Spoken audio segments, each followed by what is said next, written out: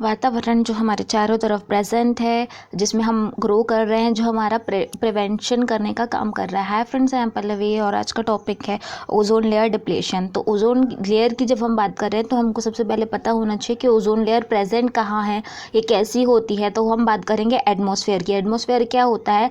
Atmosphere एक Greek word है जिसका मीन्स होता है एटमॉस मतलब वेपर, और स्फेयर मीन्स होता है बॉल या स्फेयर मतलब वेपर का ऐसा बॉल या स्ट्रक्चर जिसमें क्या हो, सो मनी गैसेज हो, बहुत सारे मिक्सर्स हो, और जिसमें क्या करें, बहुत सारा डेवलपमेंट स्टार्ट हो, बहुत सारे लिविंग नॉन लिविंग ऑर्गेनिज्म रहे। ये 5 लेयर्स रहती है।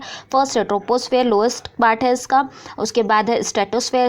स्ट्रेटोस्फेयर क्या रहती है? Extend upward from the troposphere about the 50 kilometre he contain करके रखता है ओजोन को, और क्या करता है, एब्जॉर्व करता है यूवी रेडिएशन जो सन से आती है उसको क्या कर लेता है, एब्जॉर्व करने का काम कर लेता है। उसके बाद है थर्ड मीजोस्फेयर। मीजोस्फेयर क्या रहेगा? जस्ट नीचे रहता है, रीजन अबव द स्ट्रेटोस्फेयर, और ये क्या करता है, थर्ड लेयर मतलब थर्ड पार्ट ऑफ लेयर होता है। उसके बाद है फोर्थ क्या है? थर्मोस्फेयर। थर्मो मतलब जिसका टेम्परेचर क्या होगा, हाई होगा। ये हाई इसलिए रहता है कि उसमें आयनोस्फेयर मतलब जितने काइंड ऑफ आयन रहते हैं, एनायन कैटायन यहाँ पे प्रेजेंट रहते हैं, और टेम्परेचर इसका हाई रहता है क्योंकि जो भी यूवी रेडिएशन है उसका जो एब्जॉर्प्शन रहता है, कोई भी रेडिएशन हमेशा हीट प्रोवाइड करती है, तो यहाँ पे हीट रहता है। उसके बाद है एक्सोस्फेयर। वो रीजन रहेगा जो क्या रहेगा, अर्थ से 500 किलोमीटर रहेगा। ये कंटेन करके रखेगा ऑक्सीजन को और हाइड्रोजन एटम्स को, जितने भी एटम है उनको कंटेन करके या एब्जॉर्व करके रखता है। उसके बाद है ओजोन। ओजोन होता क्या है? ओजोन का फॉर्मेशन होता है, नेचुरल गैस है ये, 3 कंपाउंड ऑफ ऑक्सीजन एटम से बनता है, ब्लू इन कलर होता है, मतलब स्काई जो हमको दिखता है, हम बोल सकते हैं जो हम देख रहे हैं वो अर्थ के अंदर ही है स्काई, और उससे जस्ट ऊपर हम बोल सकते हैं कि क्या है, वो ओजोन लेयर स्ट्रॉन्ग ओडोर होती है। ये 2 काइंड की होती है, एक होता है गुड ओजोन और एक होता है बैड ओजोन। तो गुड ओजोन कौन सा होगा? स्ट्रेटोस्फेयर वाला जो पार्ट है वो रहेगा उसका गुड ओजोन, और बैड ओजोन क्या रहेगा? ट्रोपोस्फेयर वाला जो पार्ट है वो। अब इसका फॉर्मूला होता है O2 मतलब ऑक्सीजन के 2 molecule plus 1 molecule is equal to O3। Ozone layer क्या होता है? ओजोन लेयर होती है protective layer, as a blanket की तरीके से ये काम करती है।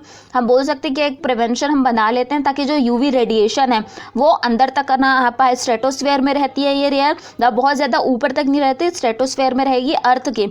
और ये लार्ज अमाउंट ऑफ ओजोन मतलब सिंपली वे में बोला था जितने भी ओजोन के मॉलिक्यूल है वो अटैच हो जाएंगे, जैसे कि केमिस्ट्री में रहता है, जितने भी मॉलिक्यूल है अटैच है होके क्या बनाते हैं, कुछ भी एक नया फॉर्म करते हैं। सेम कंडीशन इसमें भी रहती है। उसके बाद ये क्या है, ओजोन के अमाउंट को कंटेन करके रखता है। अब इसको लिखना किस टाइप से देख लेते हैं कि ओजोन लेयर की डेफिनेशन क्या है, इसके कॉजेस क्या है, इसके इफेक्ट्स क्या है, इससे क्या क्या इफेक्ट्स हो रहे हैं हेल्थ में या अदर्स में। उसके बाद है मेजर टू प्रिवेंट, कैसे इसको प्रिवेंट किया जा सके, कौन कौन सी मेथड जो हम नॉर्मली यूज़ कर सकते हैं, ग्लोबली एफर्ट क्या हो रहा है उसको देखा जाएगा। उसके बाद है ozone layer depletion. Ozone layer depletion मतलब क्या होता है? सिंपली अगर एक वे में बोला जाए तो उसको ओजोन होल भी बोलते हैं, क्योंकि जो ओजोन लेयर है उसमें क्या हो रहा है, बहुत सारी जो गैसेज है उसके कारण क्या हो रहा है, धीरे धीरे अटैक कर रहा है। और कोई भी चीज़ जो अटैक करती है तो वो क्या करती है, उस लेयर की जो थिनिंग है या थिकनेस उसको कम करने का काम करती है।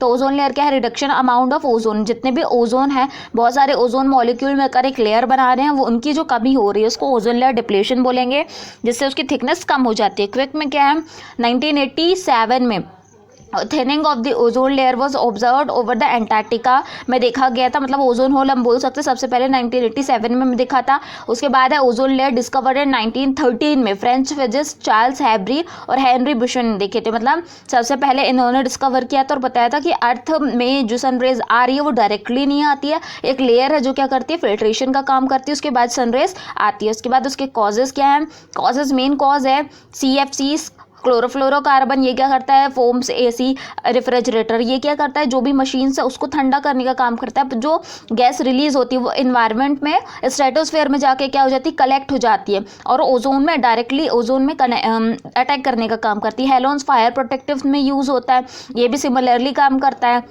हाइड्रोक्लोरोफ्लोरोकार्बन सॉल्वेंट है, फोम की में यूज़ होता है। और उसके बाद है मेथिल क्लोरोफॉर्म या एडेसिव्स में यूज़ होता है, कोडिंग्स में यूज़ होता है। ये सब गैसे इन्वायरमेंट में रीयूजेबल नहीं है। इफेक्ट किस में हो रहा है, ह्यूमन हेल्थ में बहुत ज़्यादा इफेक्ट करता है, क्योंकि सन जो है मेन सोर्स ऑफ एनर्जी हमारे लिए बहुत ज़्यादा ज़रूरी है, और विटामिन D इससे हमको मिलता है, क्योंकि ये क्या करता है, बोन्स में बहुत ज़्यादा ग्रोथ के लिए बहुत अच्छा होता है। अगर हम सन रेज को नहीं लेंगे या टोटली उसे बॉयकॉट कर देंगे तो वो हमारे लिए हार्मफुल रहेगा। तो बट अगर इसके डायरेक्ट कांटेक्ट में रहेंगे तो स्किन बर्न, सन बर्न, आई डिसीज़ और एजिंग की जो प्रॉब्लम है वो आ जाती है। उसके बाद है एग्रीकल्चर में क्या होता है, रिड्यूस हो जाता, ग्रोथ उसकी रिड्यूस हो जाती है। कई बार जंगलों में आग लग जाती है क्योंकि बहुत ज़्यादा गर्मी के कारण क्या होती है, यूवी रेडिएशन इतनी ज़्यादा हार्मफुल रहती है जो बहुत ज़्यादा आग या हीट प्रोवाइड कर देती है। तो फोटोसिंथेसिस और फ्लावरिंग की जो प्रोसेस है वो डिक्रीज हो जाती है, फ्लावर्स अपने आप गिरने लगते हैं, और क्रॉपिंग और फॉरेस्ट जो है वो डैमेज हो जाता है। उसके बाद एनिमल्स में भी क्या हो जाता है, स्किन डिसीज हो जाती है, मराइन फिशेज में हो जाती है प्रॉब्लम। मटेरियल्स में क्या होता है, कंटिन्यूसली हीट के या सन रेज के कांटेक्ट में जो मटेरियल है कंटिन्यू आप रख दो उस किसी चीज़ को, टेबल हो गया है, अदर चीज़ है, तो वो क्या होने लगेगी, डैमेज होने लगेगी, उसमें डिग्रेडेशन हो जाएगा। उसके बाद एनवायरनमेंट में क्योंकि टेम्परेचर बढ़ रहा है, यूवी रेडिएशन इतनी ज़्यादा हार्मफुल रहती है कि वो क्या कर देती है, कंटिन्यू टेम्परेचर को बढ़ा देती है। जैसे ग्लोबल वार्मिंग हो गया, क्लाइमेट चेंज हो गया, बायोडाइवर्सिटी लॉस हो जाती है, फॉरेस्ट डिस्ट्रॉय हो जाता है। क्विक में क्या है, ozone layer contain less than 10 ppm of ozone, मतलब कितने ppm में पार्ट्स पर में लेयर में कंटेन करके रखता है, 10 ppm। एक रिसर्च हुआ था उसके अकॉर्डिंग जो वॉल्केनो एरप्शन होता है 1991 में देखा गया था, वो क्या कर रहा था, डिक्रीज कर रहा था ओजोन लेयर को, मतलब ओजोन को। ओजोन लेयर लोएस्ट रहती है नवंबर में और दिसंबर में, और हाईएस्ट रहती है समर में, मतलब इसकी क्वांटिटी समर में बढ़ जाती है। उसके बाद है मेजर टू कंट्रोल या हाउ टू कंट्रोल, इसको कंट्रोल कैसे किया जा सकता है। पहला है लिमिट प्राइवेट व्हीकल, ऐसे व्हीकल का यूज़ किया जाए जो क्या करें, एनवायरनमेंट में फ्यूल्स बर्निंग की जो है, जो एयर पोल्यूशन को कॉज कर रहा है, उनका कम से कम यूज़ हुआ जाए। जैसे साइकिल्स, बाईसाइकिल्स का यूज़ किया जाए, इको फ्रेंडली हाउस होल्ड्स का यूज़ किया जाए, जो आयुर्वेदिक चीज़ें हैं उनका ज़्यादा से ज़्यादा यूज़ किया जाए, प्लास्टिक का कम से कम यूज़ किया जाए, पेपर से बनी, जूट से बनी चीज़ों का यूज़ किया जाए। नाइट्रस ऑक्साइड जो इंडस्ट्रीज़ में यूज़ हो रही है उसका कम या पूरा टोटली बैनिंग किया जाए। अवॉइड यूजिंग पेस्टिसाइड्स का कम यूज़ किया जाए। उसके बाद है ग्लोबल एफर्ट्स कौन कौन से हो रहे हैं ग्लोबली, क्योंकि ये इंटरनेशनली बहुत ज़्यादा प्रॉब्लम क्रिएट कर रहा है। तो फर्स्ट स्टार्ट हुआ था मॉनिटरिंग प्रोटोकॉल 1990 में, इसको फाइनलाइज किया गया था 1987 में।